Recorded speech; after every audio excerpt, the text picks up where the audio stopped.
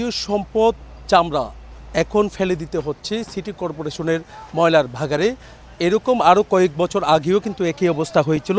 মৌসুমি ব্যবসায়ী যারা আছে তারা চামড়া সংগ্রহ করেছিল, কিন্তু দেখা যাচ্ছে চামড়া সংগ্রহ করে আতুরার ডিপো বলতে চেয়ে আড়তে নিয়ে আসা হয়েছে, কিন্তু সে চামড়া বিক্রি করতে পারেনি। সরকার যে নির্ধারিত করে দিয়েছিল যে রেট, সেই রেটে আড়তদাররা চামড়া নেয়নি। তার কারণে কিন্তু আমরা দেখতে পাচ্ছি যারা মৌসুমি ব্যবসায়ী আছে তারা চামড়া ফেলে তারা চলে গেছেন।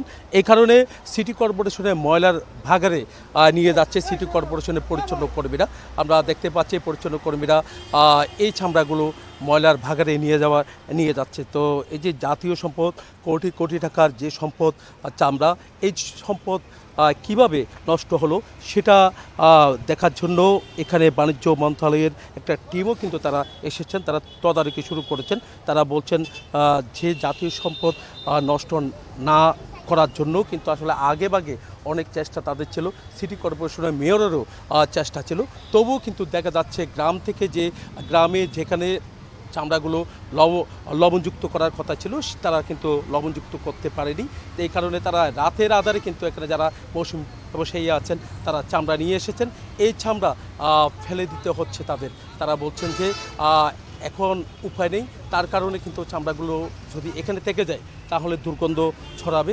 এই কারণে চামড়াগুলো ফেলে এখান থেকে সড়ক থেকে তারা সরিয়ে নিয়ে যাচ্ছে বলে আমাদেরকে জানিয়েছেন। সিটি কর্পোরেশনে যারা দায়িত্বরতরা আছেন তারা বলছেন জাতীয় সম্পদ চামড়া যারা মৌসুমি ব্যবসায়ী আছেন তারা সড়কের উপরে চামড়াগুলো ফেলে চলে গেছেন। এই কারণে চামড়াগুলো তারা সড়ক পরিষ্কার করতে গিয়ে চামড়া জাতীয় সম্পদকে কিন্তু তাদের নিয়ে যেতে হচ্ছে, ময়লার ভাগাড়ে নিয়ে যেতে হচ্ছে বলে আমাদেরকে জানিয়েছেন।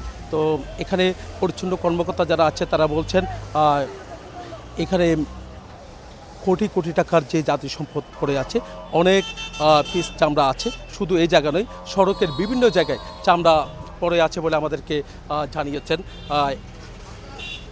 এখানে চামড়া দেখতে পাচ্ছেন একেবারে পশুর চামড়া যে কোরবানি করেছিল সেই চামড়াগুলো কিন্তু এখানে ফেলে চলে গেছে।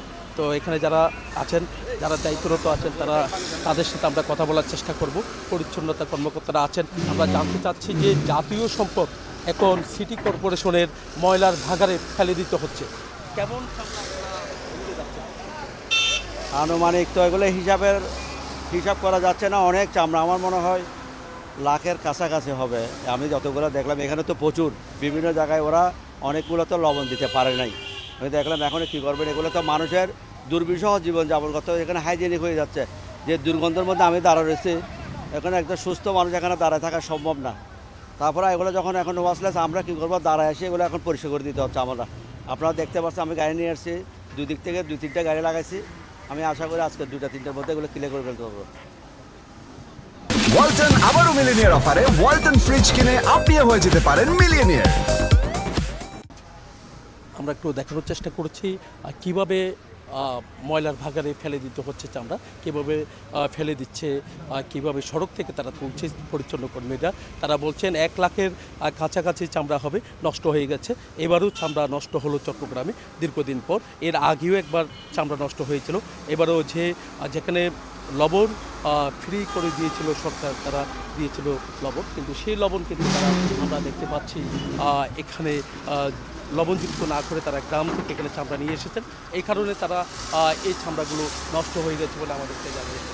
তো এখানে যারা এসেছেন তাদের সাথে আমরা কথা বলার চেষ্টা করেছি। তারা বলছেন যে দ্রুত সময়ের মধ্যে চামড়াগুলো যে নষ্ট চামড়া না হলে সড়কে যদি পড়ে থাকে তাহলে দুর্গন্ধ ছড়াবে।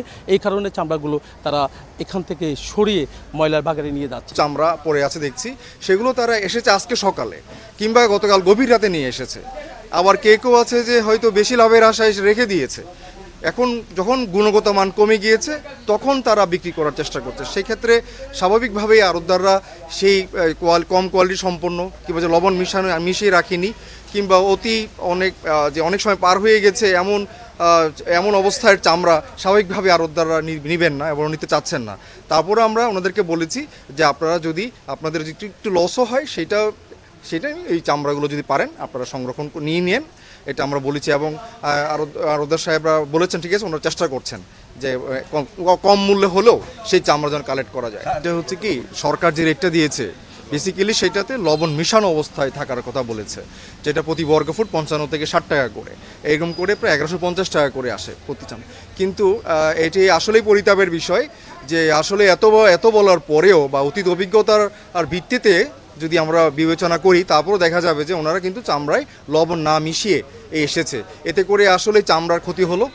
আমরা এবং এই চামড়া কি সব চামড়াও তার দ্বারা নিতে পারবেন না, কারণ এই কোয়ালিটি লেস চামড়া তো আসলে নিয়ে লাভ হবে না, কাজ করা যাবে না।